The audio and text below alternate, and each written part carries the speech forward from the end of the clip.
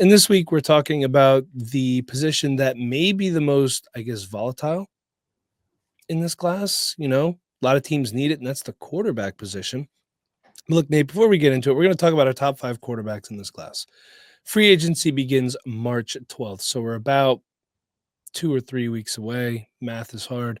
And I feel as though the NFL free agency cycle is going to tell you how the NFL really feels about this quarterback class, who's going to get a big contract, who's going to be on the move. What are your thoughts on that, Nate? I'm imagining that there's going to be a lot of quarterback movement this offseason, probably in the next month. Between free agency, we have like Sam Darnold, obviously going to be a free agent. It's going to be interesting to see where he goes and how much he signs for. We're hearing all these trade rumors with Matthew Stafford. I don't know if he'll actually end up moving or not, but the latest thing that I heard was that there's a 3-team deal, including the Seahawks and the Raiders, where Geno Smith would go to the Raiders, Matthew Stafford would go to the Seahawks, the Rams get a pick, and then they would trade for Aaron Rodgers. It's just there's chaos, there's intrigue, there's questions, and it all surrounds the quarterback position, which we know is the most important position in the NFL. So, we do have some question marks about this class, and we're going to go over it. But we were talking before the show. I was actually more excited about this quarterback class going over the scouting. I had more fun watching these guys than I kind of expected. Yeah. I think we've been down on this quarterback class as a whole. I still don't love it, that's for sure, but I do have some intrigue, that's for sure. Yeah, and I think it's important to say, too, that just because a quarterback's not drafted in the first round, it's not a death sentence. I mean, notable recent non-first round draft pick quarterbacks, Jalen Hurts, Derek Carr, maybe not as recent. Drew Brees was not a first round pick. He had a pretty good fantasy career for you, right? Yeah. And there's always going to be Andy Dalton was another guy, second round draft pick, was very fantasy startable for a very long time. But there's teams that need quarterbacks. The Giants, the Jets, who won as many games with Aaron Rodgers as they did with Zach Wilson. The Browns. I did see a potential trade where the Steelers trade for Trevor Lawrence, which would be interesting. Yeah, I don't think that has any legs. I think Trevor Lawrence himself said he's not leaving Jacksonville. So yeah, the Colts need a quarterback, in my opinion. The Titans, the Raiders, possibly the Seahawks. After what you just said, yeah, I don't know what the Panthers are going to do there. Hey, you know what? For the first time in a while, the NFC North is actually set at quarterback. If they are. If the Vikings do come in and start JJ McCarthy, so I think it's going to be interesting to see who does what in the draft and in NFL free agency. So I'm excited. Like I said, not being a first-round quarterback, not a death sentence. And I think this class is going to have some good second-round NFL draft quarterbacks. I think so. I think we got some good day 2 quarterbacks in the draft class. And by the way, when I said that about not being drafted in the first round is not a death sentence, before you throw Will Levis at me, he got a shot, and he showed that he can't do it. He might still get another shot. We'll see. Yeah, it's interesting to see what goes down there. But let's kick it off. Nate, who is your number 5 quarterback? Yeah, my number 5 quarterback in this class at the moment, because we know all these rankings are fluid. My quarterback number 5 right now is Quinn Ewers, quarterback from Texas, formerly at Ohio State. He's had quite the little story as he's gone through college. He went to Ohio State a year early out of high school. He reclassified because NIL became a thing. So he reclassified, went to Ohio State instead of going to his senior year of high school. So he has been in college for 4 years, but essentially he's like a 3-year college player because he went to college a year early. Didn't really play at all at Ohio State, ended up transferring to Texas. Performed pretty well. I know there's a lot of expectations and a lot of disappointment kind of around Quinn Ewers, but still he took him to the playoffs this year. He's had a lot of good wide receivers to work with, and he's been a serviceable, above average college quarterback. I don't know if he's going to be able to be an NFL start at the next level, though. He does have some decent athleticism, some good pocket presence moving around the pocket, but he's not going to be a guy that's going to create a lot of things with his legs. He's definitely more of a pocket passer than someone who's going to extend plays a ton, get first downs with his legs. He's a little aggressive. He can be a gunslinger at times, and that does lead to some interceptions, especially because while being a gunslinger, he doesn't have the best deep accuracy. And he's had some of the best deep threats in college football over the last 2 years. Last year, Xavier Worthy, Adonai Mitchell. This year, he had Isaiah Bond, Matthew Golden, to name a few, as well as Ryan Wingo, true freshman down there, who's going to be a top wide receiver in the next coming years. So he's had a lot of wide receiver talent to work with, and he hasn't really been able to wow us with it. I mean, this is a team that is coached by Steve Sarkisian, who was the offensive coordinator the year that Devonta Smith won the Heisman. He knows how to set up a passing game. And I mean, Quinn's thrown for 6,500 yards over the last 2 years, so it's not like he's been struggling out there. But I personally expected, more from the Texas team, the Texas offense from Quinn Ewers, especially with the talent surrounding him. He is pretty efficient with the ball, though. A completion rate around 67% the last 2 years, so he's not making a ton of mistakes. Only 17 interceptions, a little bit more than some of the other guys in this class, but overall, I think Quinn, he's got that weird throwing motion as well, maybe a little Philip Rivers-esque. He's like short arming the ball all the time. He makes it work, but I don't love it, to be quite honest. He's got a good arm. He can make every NFL throw. I'm not worried about like his arm strength or anything. I also don't think it's incredible, though. I think it's just like above average, kind of average for an NFL player, to be quite honest. Doesn't have a ton of touch on his intermediate passes. That's the one thing I noticed. I feel like it's one speed all the time with Quinn. And so with all of that coming in, I have him graded out as a very late day 2 prospect. If you want to pick him up in the 3rd round and try to develop him, I'm okay with that, because this is a guy that came into college with a ton of talent. He's 5-star recruit, number 1 guy in his class, actually, I believe. So there's definitely talent with Quinn. We just haven't really seen it be developed to where we want it to get to. And I do believe that these guys can still develop in the NFL, but the problem is the NFL is not a quarterback development league. They have shown that they are going to move right through you if you can't make it happen. So I think Quinn could sit for a couple of years and maybe something comes out of it. But I'm not expecting Quinn Ewers to be like a first-year starter or anything. Yeah, I would agree with that. I'll be talking about Quinn Ewers in a little bit. Also, most of these guys in this class, pretty big, except for Dylan Gabriel. He's the only quarterback that we have on our prospect sheet here that's under 6 foot. So Quinn Ewers coming in at 6'3", 210. So a little lanky, but, still okay. So my number 5 quarterback is an Ohio State quarterback. Remember, don't scout the helmet, scout the player. It's Will Howard. Wasn't expecting much, and then I watched the film. I like him. Quick release, good footwork, sets his feet well. Thought he had very good pocket mobility and presence. He's got a strong arm. By strong arm, I don't mean like I think the strongest arm in the class that I've seen so far is actually Jalen Milroe. Yep. Though his deep accuracy is not great, but he also doesn't set his feet well, but I'm not talking about him right now. I would say he has a well above average arm and throws well on the run.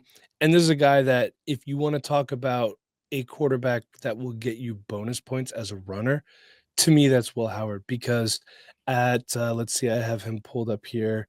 At 6'5", 240 is what Nate has him listed on our prospect sheet. That's a load of a quarterback right there. That's like Cam Newton coming at you. Not saying he's Cam Newton, just making that reference size-wise.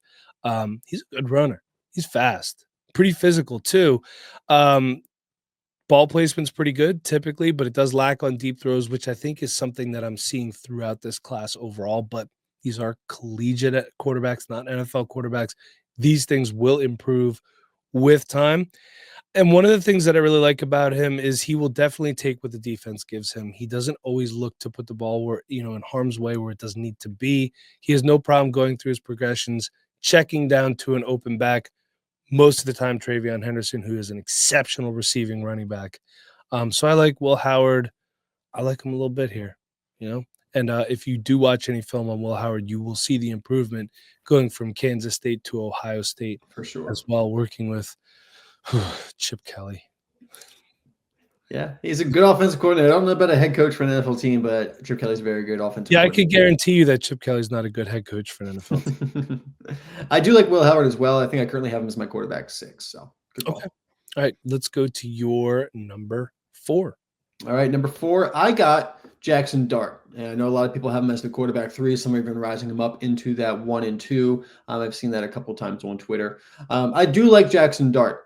I actually originally expected him to be my quarterback 3, but somebody else ended up taking that place as I was going through my scouting. I I appreciated his ability to look through the field. He obviously was making multiple reads, working his way down even to his check down, being comfortable just passing it off to his check down when needed. You like to see that from college quarterbacks who oftentimes are just looking at one guy from the beginning of the play. So he showed his ability to work through his reads and take what the defense gives him. But on the other hand, he plays in an offense that is almost exclusively screens and deep vertical passing. And he's good on those screens. He's quick and efficient with his release. He's accurate on those short passes. He's pretty good with the deep ball. He does miss, maybe more than I like, but also he's throwing a ton of them. So I don't know if it was just because I saw so many misses, but he was just attempting so many misses. That offense, it scares me for the transition to the NFL because you can't just run deep shots and screens on the outside in the NFL. You have to throw across the middle of the field. And one of the last games I watched on him was against Kentucky, where Ole Miss actually ended up losing to Kentucky. And in that game, there was only one time that he threw in between the hashes between 10 and 20 yards in that intermediate middle of the field area, which that if you can throw in that area, you can have a long career in the NFL. Only one time did he throw into that area. Ended up being a touchdown with a long yards after the catch play by Trey Harris, like on a little bit of a longer slant. But only one time did he attempt a pass there. It's hard to really get a feel for if he's capable of doing it. Can he do it? And they're just not asking it of him. Is he not able to do it? And that's why they're not doing it. I know that system doesn't really use the middle of the field very much, but I also really want to see it if we're going to project this guy to the next level and to be able to succeed.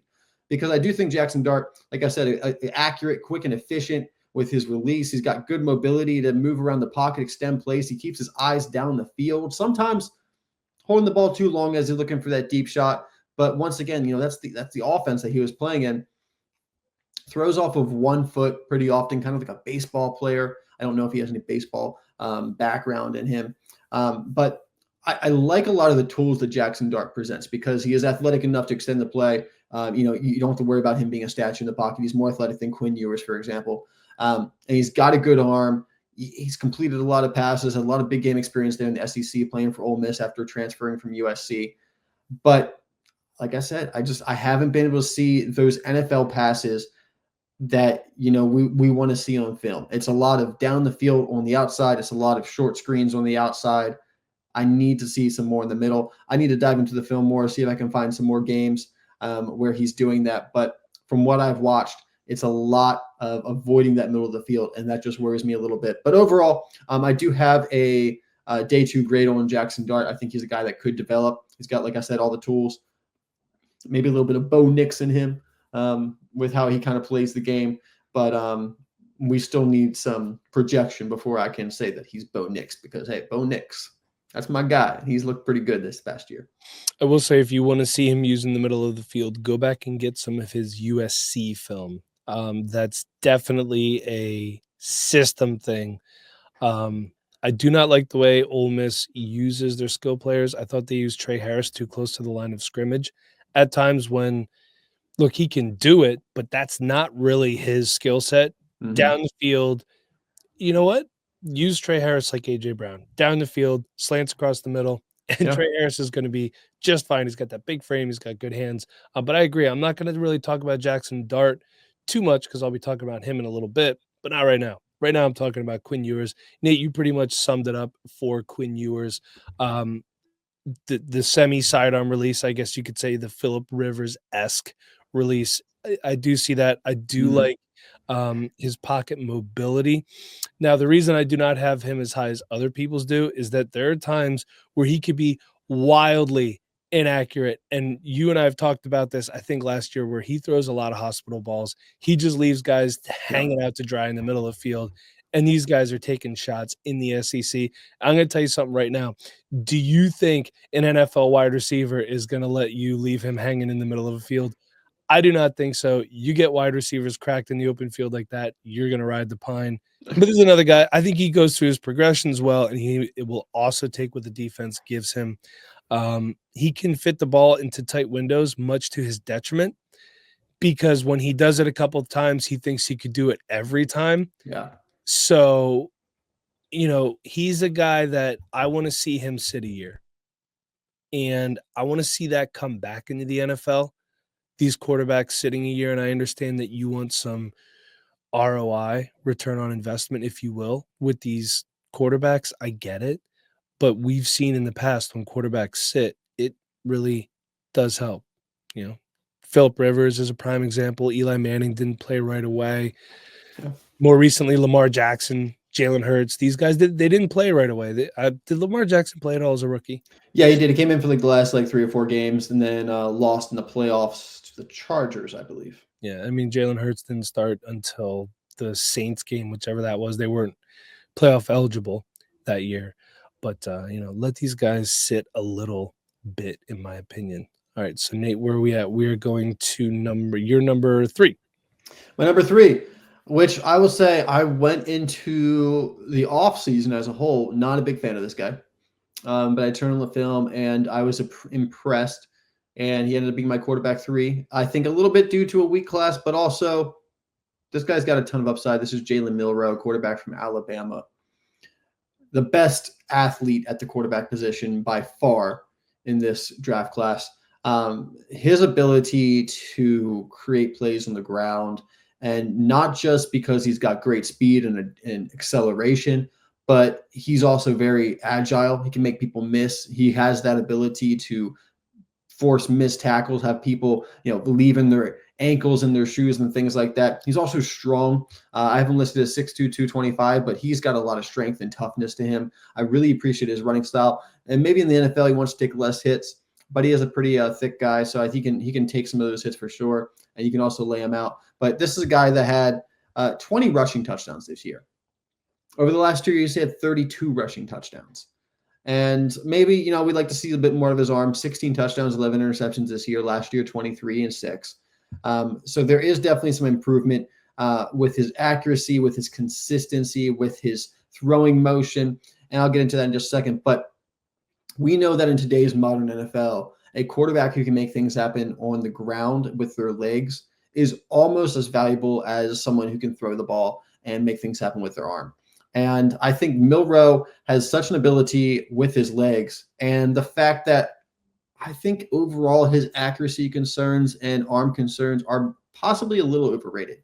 I do think they're certainly there, but you can tell this guy has been developing, and the fact that he has improved over his time at Alabama. Now, he did have Kalen DeBoer this year as his head coach, who did incredible things with Michael Penix over at Washington last year. So he did have kind of like a quarterback guru as his coach this year. And that I think that really helped, even though the numbers didn't really back it up. Like I said, you're not going to look at 16 touchdowns, 11 interceptions. I think that this guy is going to be a great quarterback at the next level. But he's not, he's not that one look and run quarterback. He can do that at times. I don't think he's, great at going through all of his reads. But also, I think the Alabama offense was kind of set up that way. Where if he didn't have it in the first couple plays, they were moving on. That offensive line didn't start out the year as strong as they were hoping it to be, but he does stand up very well in the pocket. He does know how to run around and extend plays, get down the field when he needs to. I do worry about his arm work a little bit. I noticed a lot of his accuracy issues were because he was not giving himself the full follow through. He wasn't rotating his hips. And, that not just limits your ability to get the ball down the field, which he's got plenty of a strong arm. Mike, you said it earlier. He's probably got the strongest arm in the class this year. But it really limits the velocity when he's making these shorter intermediate throws. And with how strong his arm is, he needs to be getting that in there super quick. And sometimes with him falling off his back foot or not going through the follow through, he's kind of airmailing those like 10-yard passes, which are just kind of limiting the wide receiver and what they can do after the play. So I think that this is a guy that has developed, can continue to develop. Another player that I don't think should be a first-year starter. I think Jalen Milroe needs to sit for a little bit. But I think Jalen Milroe, after like 1 year of sitting, could be an NFL starter. I'm not like guaranteeing that, because I do think that he needs to develop more than he currently, the talent level of accuracy and being a quarterback at the NFL level. He can't do that at the moment. But I think he's got enough and he's shown enough that he can after a year or two of sitting. And even if he gets to just an average level of being able to throw the ball and being accurate and controlling that offense with the ability that he provides with his legs, he could be a real game changer. And I put him as my quarterback 3. I put him over Jackson Dart. It's a little bit of a projection, but his upside is higher than anyone else below him in this quarterback class. Maybe. I'll say that. And some Anyone of below him. Not I got 2 guys above him. I think they guys have higher. Well, I mean, I think Milroe still has intense upside, but he's my quarterback 3. I didn't have Jalen Milroe on my list. Spoiler. So I disagreed with you on some things. I thought he was a one read and run quarterback. Now he did progress between 23 and 24 those seasons. 23, absolutely a one read and run guy. I have inaccurate with questionable ball placement, and for how mobile he is, I think his pocket presence needs work because he takes a lot of sacks, and he does not have very good ball security either. 11 fumbles last year and 13 the year before. He has 29 career fumbles. Yeah. And that's just as a runner. That's not good. But he does have a quick release with a very strong arm. And I had it here. Good. He's very good when the ball comes out quick. So you need an offense where he gets rid of the ball as quick as possible because I don't think he processes exceptionally well. If he has to think too much in the pocket, things can happen that aren't necessarily good. But, my concern is the ball security, taking a lot of sacks, which just baffles me for how mobile he is. That's it. And you'd said about the ball velocity. I think sometimes he puts too much on passes where they don't need to be. They're just bouncing off his receiver hands. It's like, come on, man, doesn't have a lot of touch. That's true. Slow that down a little bit there. The guy's 6 yards away from you. If you want me to give another negative, Mike, I think he also stares down his wide receiver off the beginning of the play pretty often. Yeah, I noticed that as well. But a lot of this stuff can be coached out of him. I'll say that. Get in there with a good quarterback coach. One thing I will notice when I watched film of his from this past year, there's a young wide receiver there. I think his last name is Williams. Ryan Williams, man. Holy so good. Crap.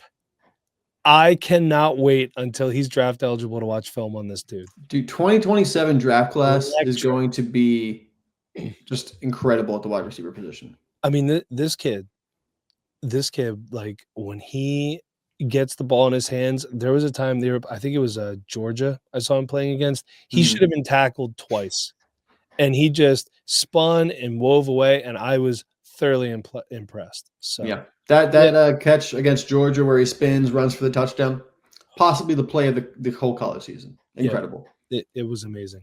All right, Nate, it's time for my number 3 quarterback. You hate him. I love him. You don't hate him. It's Jackson Dart.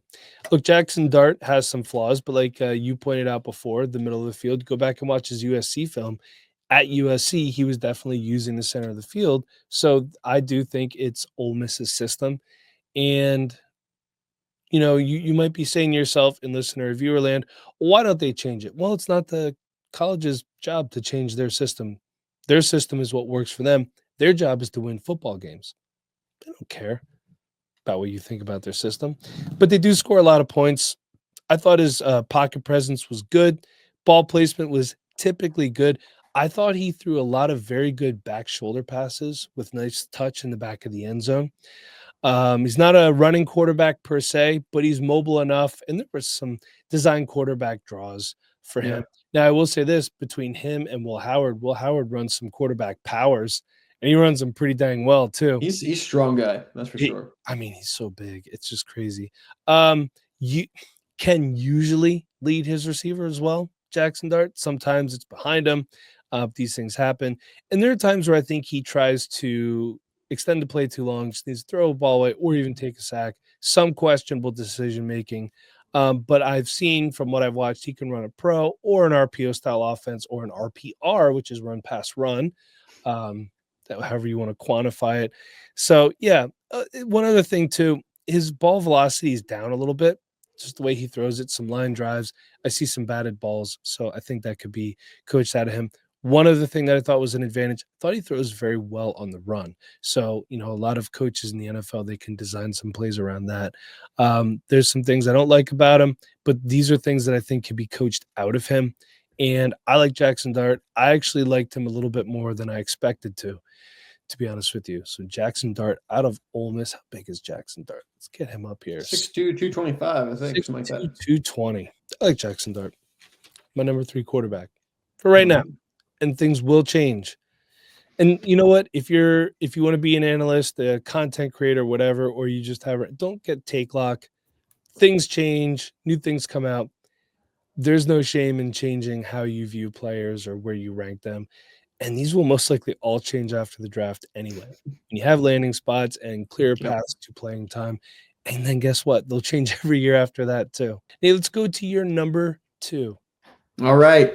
The journeyman. He was at Incarnate Ward. He was at or Word. He was at Washington State and finished his college career at Miami after dipping his toes in the NFL draft last year, then going back to college. Cam Ward made himself a lot of money, deciding to go back to college instead of being a day 2, possibly early day 3 pick last year.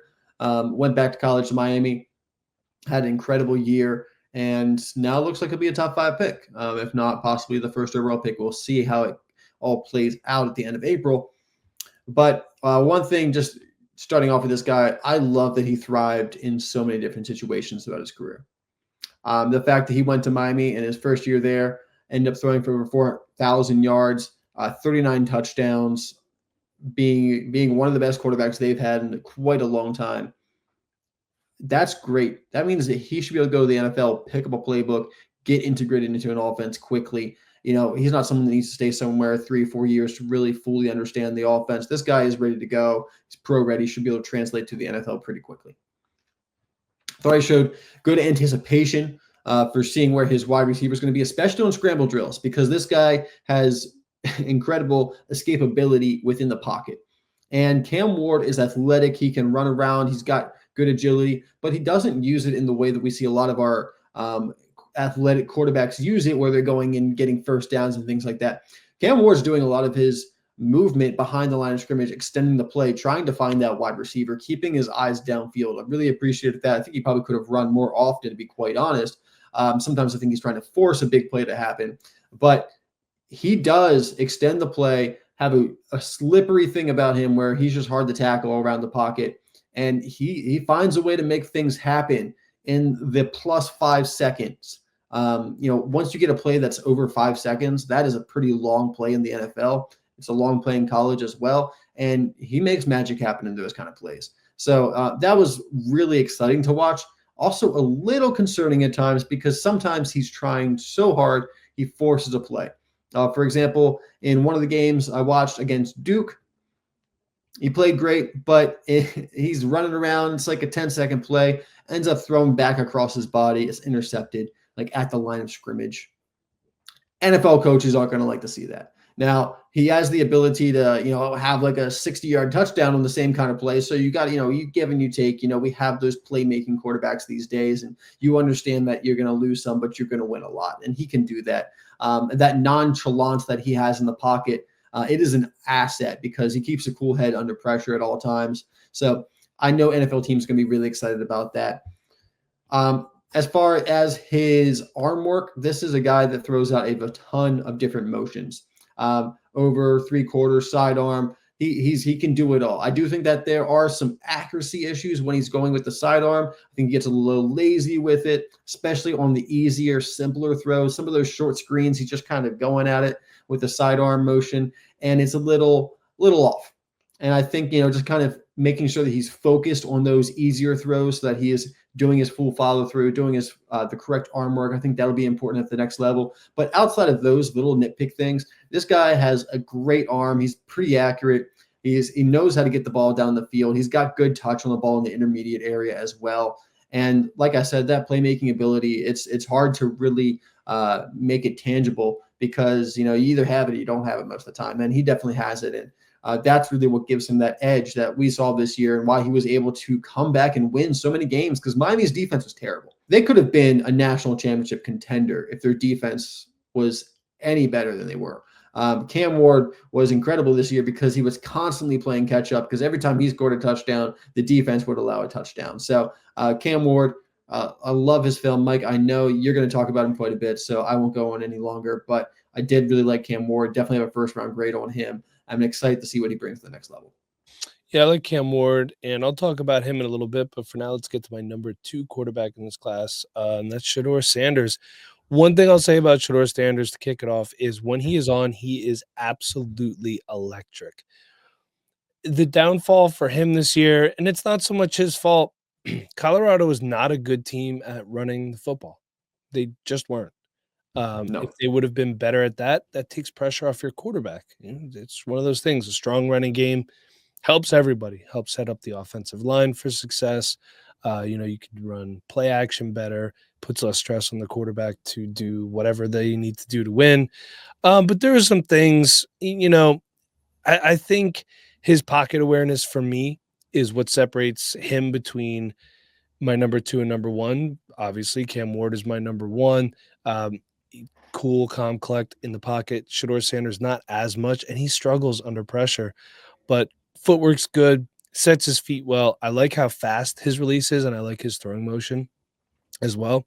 He does hold on to the ball too long at times, and you and I have talked about this, not on the pod necessarily, but there were times where you have Travis Hunter just flying down the sidelines. Just let that ball rip. Let one of Yep. the fastest guys in college football get under it. Don't wait for him to get open because, a lot of these corners, you're playing off coverage. They got a couple steps on Travis. They just have to catch up a little bit, and corners are fast too. Just let it rip sometimes.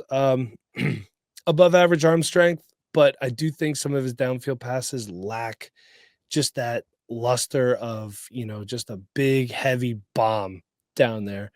Cam Ward, I do feel, has a stronger arm than Shador Sanders, and takes a lot of sacks, needs to throw a ball away quicker. I've talked about that too. I think he goes through his progressions very well. Obviously, your dad is Deion Yep. Sanders. He's going to coach up very good there, and typically has very good ball placement. Yeah, I didn't. And if memory serves me correctly, I got Shador Sanders' PFF stats up here. Hate PFF all you want, but they're really good for stats. 73.4% completion percentage this year, which, if memory serves Yeah. me correctly, is an NCAA record for a season. And a career percentage of just below 70%. So really It's impressive throughout his collegiate career. very, very impressive. Over 4,000 yards, 37 touchdowns, only 10 picks this last year. So, yeah, I do like Shador Sanders. Interesting to see where he'll go next year. But that was my number 2. It sounds like my number 2 is your number 1. My number 2 is your number 1. How about that? Look at that. Look at that. Well, I will talk about Shador Sanders a little bit, who is my quarterback 1. I think a lot of what you said is quite accurate. He's comfortable not throwing the pass and checking down, but he's also probably too comfortable taking the sack. And a little bit of that is on him. A little bit of that is that Colorado has had a terrible offensive line for the past 2 years, to be I honest. forgot to mention that too. A pretty bad offensive line. I think it was slightly better this year, but it was like one of the worst in football last year. So he needs to get better at throwing the ball away, because there's a lot of those times that he took the sack where, there wasn't anyone open, and I'm glad he didn't force a pass that he shouldn't make, but he needs to learn to throw the ball away. Throw it out of bounds. Don't take the sack. He's taking the negative yardage when he just needs to throw the ball away, live to fight another day. He also kind of has this nonchalance that we see with Cam Ward. We see with Shador Sanders. It's an asset where, he's looking like he's playing casually and he keeps that cool head, but also, sometimes it is a little bit too casual, and that leads to those sacks and things like that. So, you really got to find that balance of, okay, you have the coolness under pressure, but you still have that time ticking in your head and that understanding that I can't take negative plays. I can't, do something that hurts my team. So, something with him with there. I thought that his arm was okay, maybe above average for a college quarterback, probably average for an NFL quarterback. He's gonna be able to make all the NFL throws he needs to make, but his arm strength is, I wouldn't say like a huge asset for him, not like a huge plus. He does have good arm angles, the ability to throw to different motions. We even saw some shovels and some underarms. He's a good playmaker. This is a guy that's got good athleticism. He's another guy that's, despite the good athleticism, is not going to be running for a ton of first downs with his legs, not going to be creating a lot of big plays with his legs, but he's got good escapability. Another guy that can, extend the play outside the pocket. I do like that. I think that Shador Sanders is one of the better rhythm passers. A lot of the guys that we've talked about tonight haven't really been rhythm passers. Shador Sanders is definitely more in that zone, and that's, you can see that in his completion percentage. He's got good touch on the ball, in both the short and the intermediate areas. He'll throw to zones rather than players, which, a lot of times we see guys throw to players, and sometimes they only throw to players when they're open. But Shador understands the route concepts that he's working with, and he's able to throw to open windows and throw to open zones that players are about to be in. I do like that. Another guy, I saw this with every single quarterback that we looked at for this episode, is all these guys throw off their back foot way too much. They're way too comfortable. Yes. Limiting their follow through, like they're getting like to here where like your arms letting go of the ball and then they're stopping and they're falling backwards. So they're not always necessarily throwing off their back foot, but they're not doing the full follow through. And I don't get it. I get it when someone's in your face, but if you're just standing there trying to make a nice pass 20 yards down the field, why are you not following through? This leads to accuracy issues. I saw it with Shador. I saw it with Cam Ward. Saw it with every single person we talked about tonight. So I bring it up because it's in my notes here for Shador, but I saw it with every single player that we've looked at tonight. I do think Shador is a very tough player, one of the tougher quarterbacks that I watched. He goes through a lot of adversity on the field. He's got a target on his back from opposing players because of his name, because of his attitude, a little bit of both. But he definitely has a target on his back. I know that there was a situation. I remember you sent me the video. I think it was like on Instagram, and like him pushing another player or something like that. I think he actually ended up pushing the ref. But this was during a game where the other team was extremely dirty to him, going after his knees, hitting him after the play, and he needs to not take it to the next level. But he's definitely a very tough player. Took a lot of hits that he didn't need to take, whether because he was taking the sack or because they were hitting him late. But I really like Shador Sanders, and I think in this quarterback class where I honestly don't have any of these guys rated as a top 15 pick, I have Cam Ward and Shador Sanders as first-round picks, but I have them as like late first-round picks. But because of the value that we place on the quarterback position, they're going to be top 10 picks, both of them most likely. And I get that, and I'm fine with that. But I have Shador Sanders as quarterback 1. You have Cam Ward as quarterback 1. In last year's quarterback class, these guys are fighting for quarterback 5, maybe quarterback 4. Yeah. While I do like these guys, both Cam and Shador, as NFL starters at the next level, I'm not nearly as excited about them as many of the quarterbacks that we had last year. And, so we can be excited about these guys. We definitely should be. But I think it's also important to keep in the scope of outside of this draft class. These guys are the quarterback 1 and quarterback 2 of this draft class. That's great. We love that. But when you step back and you actually look at the big picture, it is true that this quarterback class is not as strong at the top as some of the quarterback classes we've seen recently. I do think this quarterback class is better than the Kenny Pickett quarterback class. Oh. That's for sure. Oh. But it's not last year's quarterback class, and please don't have those expectations. Mine quarterback number 1 is Cam Ward. Nate, you pretty much covered it all. I just want to reiterate the fact that I love his pocket presence. He just sits back there, sometimes to his detriment, where it's like, yeah, I got this, and then boom, takes a big shot, maybe a fumble, something like that. But for the most part, and you want to see some really good Cam Ward tape, watch the full game, because then you'll see one of my favorite stash running backs, Bashal Tootin. Yeah. It's Virginia Tech, Miami. I watched that game the night it was played. Virginia Tech should have won that game. Cam Ward, spoiler, leads the charge, comes back to win it. Fantastic performance by Cam Ward. Situational awareness is good. I think he has good velocity on his throws when needed. A good deep ball, lacks the accuracy there, which seems to be another common thing for this class. Deep ball accuracy isn't great. Throwing off your back foot. I'm like, what are these guys doing here? He also throws well on the run. I think he's more mobile than he lets on. Doesn't really look to run a lot, but hey, Justin Fields didn't run a lot at Ohio State either. He didn't have to. So another great guy to watch from Miami, in case you haven't heard the name, Xavier Restrepo. I think he'll be a slot only guy at the next level. This is going to be a very interesting quarterback class. Nate, before we log off here, you have one honorable mention here, and then I'm going to poo-poo on this guy a little bit. But I have good reason to. I have good reason to. Tell us about it. All right. I don't have too much to say, to be honest, but I just wanted to put out there another quarterback to keep an eye on. It's a deep stash, is Kyle McCord. Kyle McCord had a pretty good year together And when Mike pulls up his stats and gives you the touchdown to interception ratio, one thing to remember is that he had like 5 interceptions in one game. So if you take out that game, he actually had a really, really good touchdown interception ratio. It was against Pitt, and I will say this, it was not all bad throws. A lot of them were batted balls, and a lot of them were very close to their own end zone. So we're talking like 10 to 12 yards, batted ball, picked off, and then it was a touchdown. It was a terrible game. 34 to 12 touchdown to interception ratio in the Pitt game. And He had a 0 to 5 touchdown to interception ratio that game.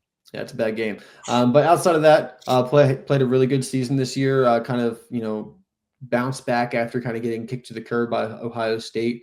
I believe he led the ACC in a lot of those categories for the quarterback position. So a guy that I think could be a career backup at the next level. I'm not like excited for him to be an NFL starter or anything, but I think he's got enough talent where he can have a decent career in the NFL. So just keep an eye on him.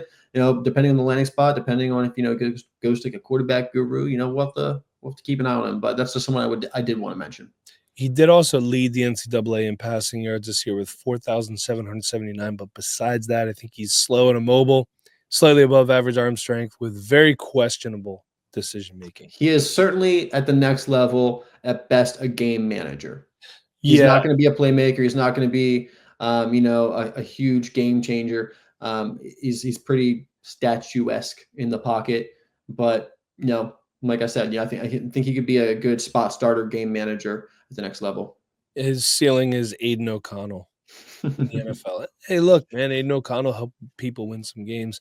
One guy I want to talk about because I want to tell you to stay away from that. That's Riley Leonard.